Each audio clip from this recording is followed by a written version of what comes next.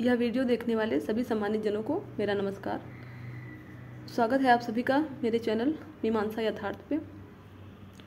मैं गरिमा एक बार फिर उपस्थित हूँ आप सभी के सामने सिविल सेवा मुख्य परीक्षा के जीएस पेपर 4 यानी नीति शास्त्र के एक नए टॉपिक के साथ। दोस्तों, इससे पहले वाले वीडियोस में इसके 3 पार्ट मैंने अपने चैनल पे डाले हैं। उसमें हमने नीति शास्त्र क्या होता है, उसका अर्थ और नीति शास्त्र और नैतिकता में डिफरेंस, नीति शास्त्र एक विज्ञान के रूप में और नीति शास्त्र के सार तत्वों पर चर्चा की थी। और इसके साथ ही हमने नीति शास्त्र में मानवीय क्रियाकलापों के निर्धारकों के बारे में भी बात की थी। आज हम लोग इसी टॉपिक पे मानवीय क्रियाकलापों में नीति शास्त्र के निर्धारक पर थोड़ा डिटेल से चर्चा करेंगे। और इसमें विशेष रूप से हम जो लास्ट वाला हमारा रह गया था साधन साध्य विवाद, जिसमें गांधी जी का एक कोट भी है कि साधन बीज रूप है और साध्य वृक्ष है, तो उस पर भी चर्चा करेंगे। तो आइए शुरू करते हैं अपने इस वीडियो को। ये देखिए सिलेबस है आपके सामने।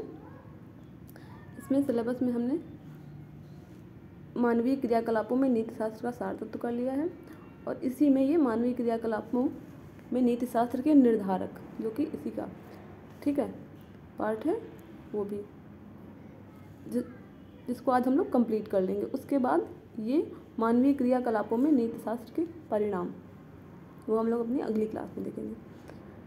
तो अभी हम लोग शुरू करने जा रहे हैं मानवीय क्रियाकलापों में नीति शास्त्र के निर्धारक, जिसमें हमने देखा था कि कितने निर्धारक हो सकते हैं।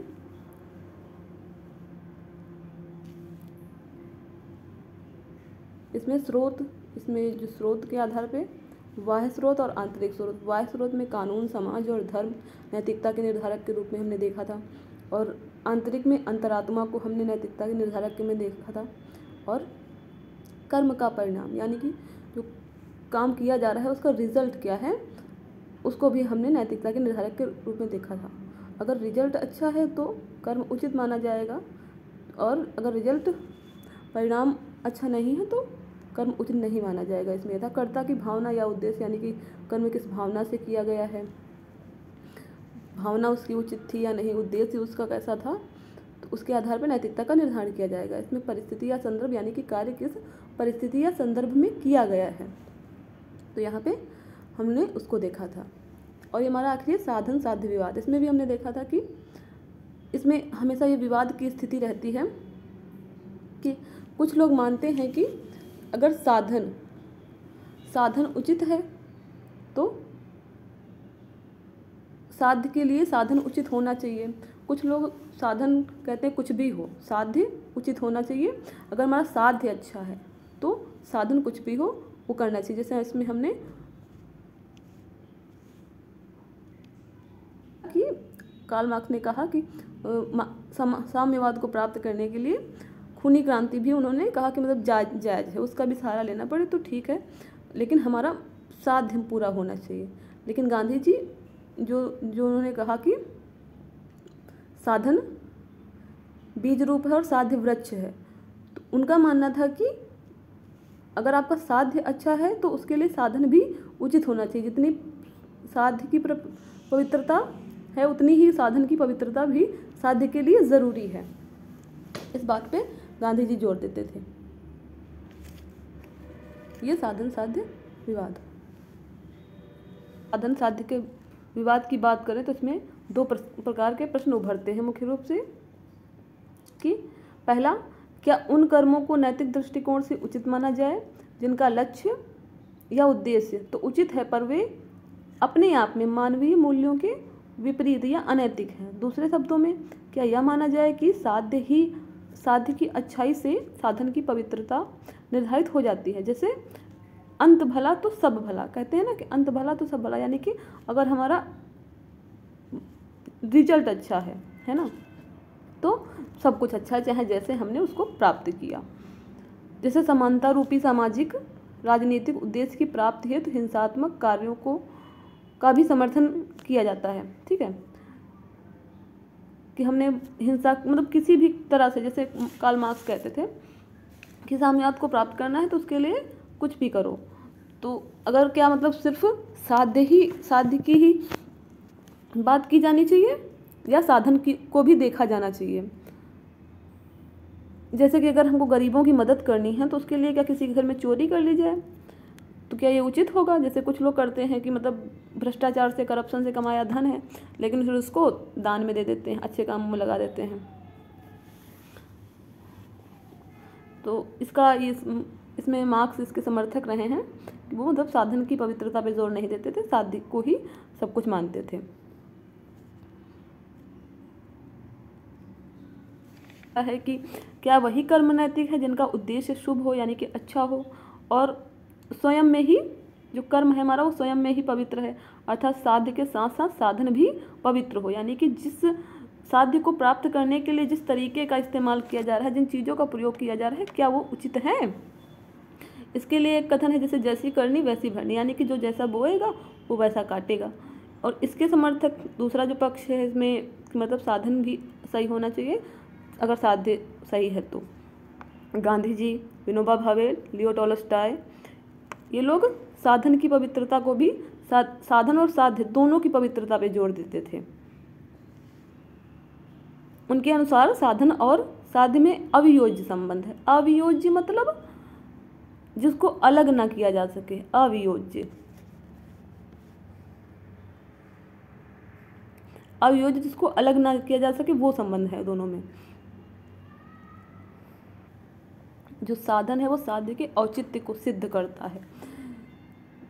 अगर आपका साधन, किसी भी काम को करने का साधन अगर उचित नहीं है तो साध्य भी अंतिम रूप में उसका मतलब रिजल्ट भी अच्छा नहीं होगा, क्योंकि साध्य और साधन दोनों एक ही सिक्के के दो पहलू हैं, यानी कि एक दूसरे से जुड़े हुए हैं, वो एक ही, उनको एक दूसरे से अलग नहीं किया जा सकता है। गांधी जी का कथन है, वो कहते हैं कि साधन बीज रूप है और साध्य उसका वृक्ष है।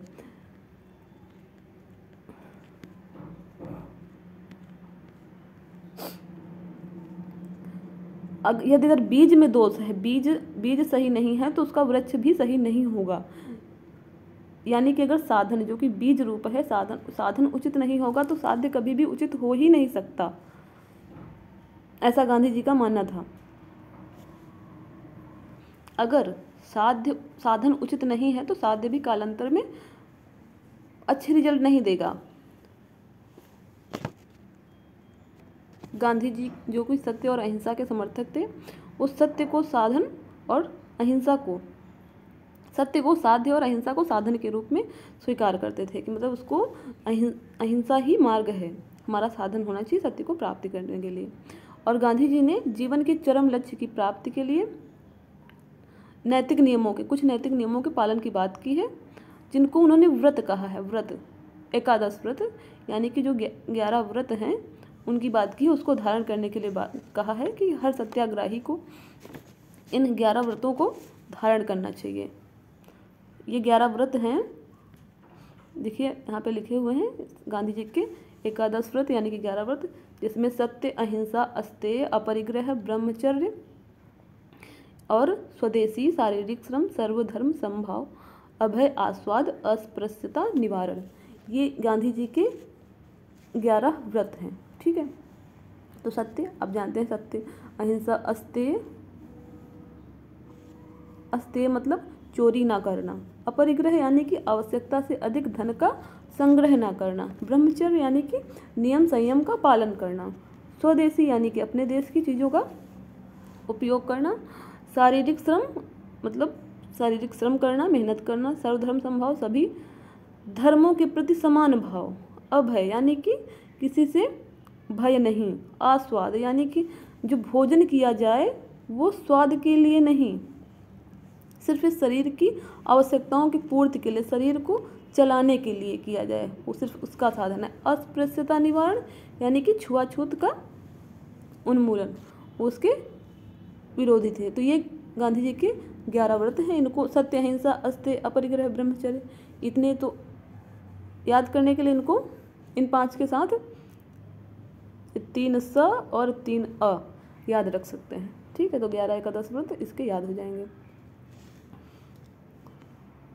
अब अगर हम बात करें भारतीय दर्शन में नैतिकता के निर्धारकों की, तो इसमें नाम आता है सबसे पहले चारवाक का। और चारवाक के अनुसार वो कर्म उचित है जिसमें अधिकतम शारीरिक सुख की प्राप्ति हो। चारवाक शारीरिक सुख की प्राप्ति को ही जीवन का चरम लक्ष्य मानते थे। उनके लिए मतलब इसी संसार में यहीं पे स्वर्ग है, यहीं पे नरक है। जो इंसान सुखी है, जिसको सारे संसाधन प्राप्त हैं, जिसके पास सारी चीज़ें, मतलब जिसको सारे शारीरिक सुख प्राप्त हैं, वो स्वर्ग में है, और जिसको शारीरिक सुख नहीं प्राप्त है वो नरक में है। और कुछ अन्य भारतीय दर्शन हैं जिसमें मोक्ष यानी कि कैवल्य, निर्वाण जिसको कहते हैं, को जीवन का चरम आध्यात्मिक लक्ष्य माना है। और जो इस लक्ष्य की प्राप्ति में सहायक हो वो कर्म उचित, जो इसके विरत ले जाए हम लोगों को, वो अनुचित उसको माना है। गीता, तो गीता में स्वधर्म के बारे में बताया गया है, और गीता ने उपदेश दिया कि निष्काम कर्म यानी कि फल की प्राप्ति की इच्छा से कर्म नहीं करना है, निष्काम भाव से कर्म करना है। गीता में कहा गया कर्मण्येवाधिकारस्ते मा फलेषु कदाचन, यानी कि कर्म पे ही तुम्हारा अधिकार है, फल पर कभी नहीं। जो कि एक उपदेश श्री कृष्ण जी ने कुरुक्षेत्र में दिया था अर्जुन को। और जब आज का समय है, जब सभी लोग फल, सबका ध्यान सिर्फ फल प्राप्ति पे है, कोई अपने कर्तव्य नहीं करना चाहता है, कर्म नहीं करना चाहता है। सभी के कर्म, जो कर्म करते भी हैं, वो फल केंद्रित हो गए हैं। तो इसमें तो गीता के उपदेशों की सार्थकता और बढ़ जाती है, उसको जीवन में धारण करने की आवश्यकता और बढ़ जाती है। और बात लास्ट में ये सब लिखा हुआ आपद धर्म। तो आपद धर्म क्या होता है? आपद धर्म वो होता है जो किसी अवसर विशेष पर या किसी प्रतिकूल स्थिति में यदि उसका उद्देश्य या प्रयोजन यानी कि लक्ष्य ठीक हो तो फिर गलत कर्म करने की भी अनुमति दी जा सकती है। जैसे मतलब उद्देश्य अगर अच्छा है उसको आपद धर्म कहते हैं, कि अगर आपका उद्देश्य अच्छा है तो आप थोड़ा बहुत गलत कर्म कर सकते हैं। जैसे यहाँ पे किसी व्यक्ति की जान जा रही है, उसको बचाने के लिए मतलब उस पर झूठ बोल देना बचाने के लिए।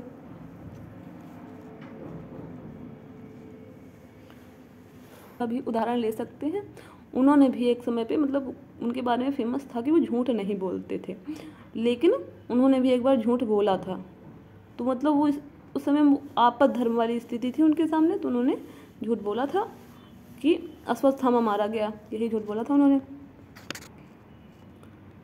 और उसकी जगह पे एक अश्वत्थामा नाम के हाथी का वध किया था, जिसमें बाद में उन्होंने बोल दिया कि मतलब झूठ, क्योंकि उनका वो हो जाता ना कि उन्होंने कभी झूठ नहीं बोला, उन्होंने जीवन में एक बार झूठ बोला, तो इसीलिए उन्होंने धीरे से बोल दिया था कि एक हाथी। अभी तक हमने निर्धारकों के बारे में बात की, उनको समाहित करने की बात करें तो इसमें हम दैनिक जीवन में नैतिकता के निर्धारक के कुछ मुख्य मानदंड उनको देख सकते हैं। तो इसमें इसके जो मानदंडों में हम लोग मुख्य रूप से इन 3 चीज़ों का ध्यान रखेंगे कि कर्म का विषय एवं परिणाम, इसके आधार पर नैतिकता का निर्धारण किया जा सकता है। कार्य करने की परिस्थिति, कि किस परिस्थिति में कर्म किया गया है, और उसका प्रवृत्ति या उद्देश्य यानी कि भावना क्या थी काम करने की, उद्देश्य क्या था, उसका प्रयोजन क्या था, उसके आधार पे। सामान्य मनुष्य के ऐच्छिक कर्मों को उचित एवं अनुचित के रूप में निर्धारित करना एक कठिन काम है। इसीलिए इन तीन चीज़ों के आधार पे हम देखेंगे कि नैतिकता का निर्धारण कैसे किया जाए। तो पहले बात करें कर्म या कर्म का विषय एवं परिणाम। तो इसमें क्या होगा, नैतिक रूप से अच्छे कर्म के लिए कर्म के विषय एवं परिणाम का होना आवश्यक है। कर्म तभी अच्छा है अगर उसका रिजल्ट अच्छा है, इसका परिणाम अच्छा है, उसका विषय अच्छा है, तो आपका कर्म अच्छा माना जाएगा, वरना कर्म उचित नहीं माना जाएगा। जैसे आपने कितनी भी मेहनत की हो, अगर रिजल्ट अच्छा नहीं आया तो कहेंगे कि इसने मेहनत ही नहीं की होगी इसीलिए फेल हो गया। तो रिजल्ट अच्छा होना चाहिए। दूसरा है कार्य करने की परिस्थिति। तो इसमें क्या है, मनुष्य के सभी का कर्म किसी विशेष स्थान, काल या परिस्थिति विशेष में होते हैं। इसीलिए किसी मानवीय कर्म का नैतिक मूल्यांकन यानी कि उचित या अनुचित का करते समय यह ध्यान रखना चाहिए कि वह कर्म किन परिस्थितियों में किया गया है। जैसे किसी व्यक्ति की जीवन अच्छा है तो झूठ बोलना है ना, कि उसकी परिस्थिति या संदर्भ का ध्यान रखना चाहिए कि किस परिस्थिति में किया गया है। जैसे कोई बच्चा भूखा है, गरीब है, उसके पास खाने के लिए कुछ भी नहीं, तो खाने के लिए अगर अपने क्षुधा की तृप्ति के लिए भोजन चुरा लेता है तो उतना अनैतिक नहीं माना जाएगा काम, क्योंकि उसके पास दूसरा विकल्प नहीं था, है ना। तो परिस्थिति उसकी जिम्मेदार है, उसके लिए उसने वो जानबूझ के नहीं किया, उसने परिस्थिति वश ऐसा किया है, तो उसको ध्यान में रखना होगा नैतिकता का निर्धारण करने से पहले। और तीसरा है प्रवृत्ति या उद्देश्य। और कर्मों का मूल्यांकन करते समय कर्ता के उद्देश्य, प्रवृत्ति यानी कि उसकी भावना, उसकी विचार कैसे हैं, ये देखना आवश्यक है। किसी काम को करते समय व्यक्ति के मन में चल क्या रहा है, वो सोच क्या रहा है, मतलब उसके कर्म करने का अभिप्राय क्या है, उसका प्रयोजन क्या है, इन सारी चीज़ों का ध्यान रखना चाहिए। जैसे यदि कोई अधिकारी है जो अपने कर्तव्यों का उल्लंघन करता है तो उसको कानूनन दंड मिलता है, और यहाँ पे जो दंड का प्रयोजन अधिकारी में सुधार करना है, और यह प्रयोजन दंड के अभिप्राय में ही सम्मिलित है। और यहाँ दंड देना कानून का उद्देश्य नहीं है, बस उसमें सुधार के लिए, ठीक है, इसलिए वो दंड दे रहा है कि उसमें सुधार हो जाए। दंडित करना उसका उद्देश्य नहीं, उसको सुधारना उसका उद्देश्य है। तो यहाँ पे उसका उद्देश्य ध्यान में रखा जाता है। मनुष्य के कर्मों का नैतिक मूल्यांकन करते समय जो काम करने वाला है उसके अभिप्राय को जानना आवश्यक है, और उसके अभिप्राय में भी कुछ प्रकार हो सकते हैं, कुछ टाइप्स हो सकते हैं, वो हम लोग देख लेते हैं। उसमें पहला हो सकता है कर्म का तात्कालिक यानी कि जो तुरंत प्राप्त हो रहा हो वो उद्देश्य या अभिप्राय। जैसे कोई व्यक्ति किसी डूबते हुए अपराधी की रक्षा करता है जिसमें वह उसे पुलिस के हवाले कर सके, और यहाँ पे उस व्यक्ति का तात्कालिक अभिप्राय जो है वो अपराधी के जीवन की रक्षा है, तथा दूरस्थ अभिप्राय उसे पुलिस के हवाले करना है। तो इसका जो तुरंत वाला तात्कालिक तथा दूरस्थ अभिप्राय मिलकर ही उसका संपूर्ण अभिप्राय होता है। यानी कि जो तुरंत है, जो तुरंत में सोच रहा है, जैसे वो अपराधी डूब रहा है तो उसको तुरंत में जो काम किया उसने उसको बचा लिया, और फिर उसका दूरस्थ भी तो है उद्देश्य कि उसको पकड़ के वो पुलिस के हवाले कर सके। दूसरा आंतरिक तथा बाह्य अभिप्राय। इसके लिए हम लोग उदाहरण देख सकते हैं। एक सुअर का बच्चा है जो कि गड्ढे में पड़ा है और कराह रहा है दर्द से, तो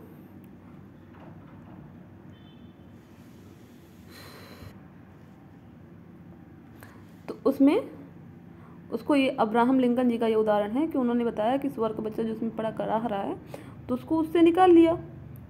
उससे निकालने का उनका तुरंत का अभिप्राय तो उसको उसकी रक्षा करना है, लेकिन उसका जो दूरस्थ अभिप्राय है, मतलब जो उसका आंतरिक मतलब बाह्य अभिप्राय जो है वो उसको उसके जीवन की रक्षा है, लेकिन जो उसका आंतरिक अभिप्राय है वो उसकी जो दुखद भावना है, जो दुख में है, कराह रहा है दर्द से, उससे मुक्ति दिलाना है, तो उसका आंतरिक। तो ये दोनों मिलके ही किसी कर्म का संपूर्ण अभिप्राय होंगे। और इसमें प्रत्यक्ष तथा परोक्ष अभिप्राय भी हो सकता है। प्रत्यक्ष और परोक्ष ये दोनों मिलके, जब क्या प्रत्यक्ष में क्या है और परोक्ष में क्या है, जब दोनों का ही पता होगा तब हम किसी कर्म की नैतिकता का निर्धारण कर सकते हैं। इसका उदाहरण, यदि कोई व्यक्ति गाड़ी में जाते हुए अपने शत्रु की हत्या करने के लिए गाड़ी को उलट देता है, तो यहाँ पर उस व्यक्ति का जो प्रत्यक्ष अभिप्राय है वो अपने शत्रु का वध करना है, और परोक्ष अभिप्राय जो है वो गाड़ी में बैठे सभी व्यक्तियों की हत्या करना है। तो मतलब प्रत्यक्ष में तो सिर्फ वो अपने शत्रु को ही मारना चाहता है, लेकिन परोक्ष में वो तो सबकी हत्या कर देगा अगर उसने गाड़ी को पलट दिया है तो सब पूरा मिला के ही उसका मतलब दोनों पक्षों का ध्यान रख के ही किसी की नैतिकता का निर्धारण किया जाना चाहिए। ठीक है। और इसका चौथा है चेतन तथा अचेतन अभिप्राय। हम लोग बात इसकी कर रहे हैं प्रवृत्ति या उद्देश्य में। चेतन या अचेतन अभिप्राय, जिसमें जो अचेतन अभिप्राय है वह मन के अचेतन भाग से संबंध है उसका,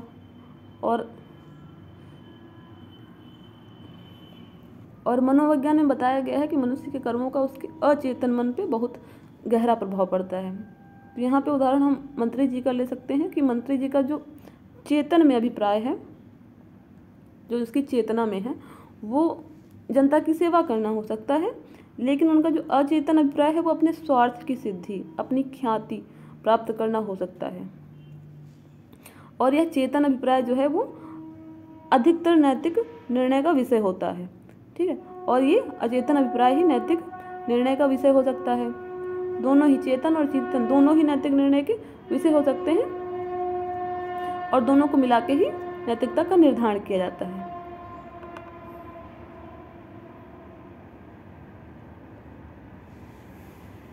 और कुछ नैतिक परिस्थितियों में नैतिकता का विवेचन किया जाना चाहिए, जिसमें कि जैसे हमने देखा विकल्पों की उपस्थिति है ना, व्यक्ति के पास कितने विकल्प उपस्थित हैं वो भी उसकी नैतिकता का निर्धारण करते हैं।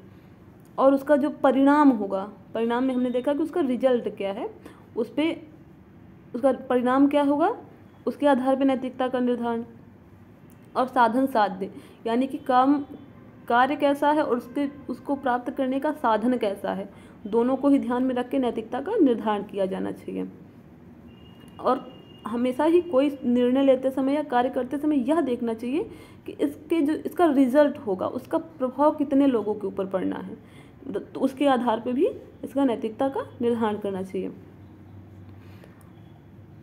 और इसमें क्या कहते हैं, अगर बात करें कि कौन सा रास्ता उचित होगा, है ना, कौन सा मार्ग उचित होगा, कैसे निर्णय लिया जाए या कैसे कर्म किए जाएं जो उचित हों, तो इसके लिए हमारे ग्रंथों में कहा गया है महाजनो येन गतः सपंथा, यानी कि महाजन यानी कि अच्छे लोग, महान लोग जिस रास्ते पे गए हैं वही रास्ता है, यानी कि वही अच्छा या उचित रास्ता है, तो उसका अनुसरण करना चाहिए। तो हमें उनको भी, अपने जो महापुरुष हैं उनके भी आचरण व्यवहार को ध्यान में रख के तब निर्णय लेना चाहिए।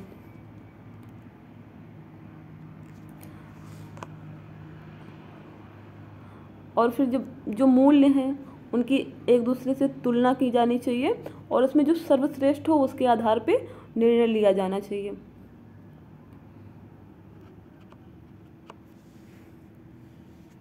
तो ये था हमारा मानवीय क्रियाकलापों में नैतिकता के निर्धारक, नैतिकता या नीतिशास्त्र के निर्धारक, जो कि ये टॉपिक हमारा अब समाप्त हो चुका है।